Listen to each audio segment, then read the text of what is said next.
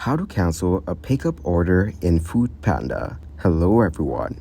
In this video, we will see how to cancel a pickup order in Foodpanda. Open the Foodpanda app on your mobile phone. Sign up or log in to your account. See your location to confirm your location. Go to the food delivery option shown on the top of the screen. Select any of your favorite restaurants, and after that, select anything for delivery.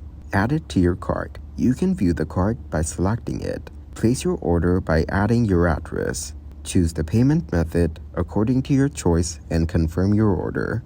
It will show you the option to pick up your order. To cancel the pickup order, go to the My Orders section to view your current and past orders. Find the order you want to cancel and click on it to view the order details. Look for the Cancel Order button, located at the bottom of the page. Click on the Cancel Order button and follow the prompts to confirm the cancellation.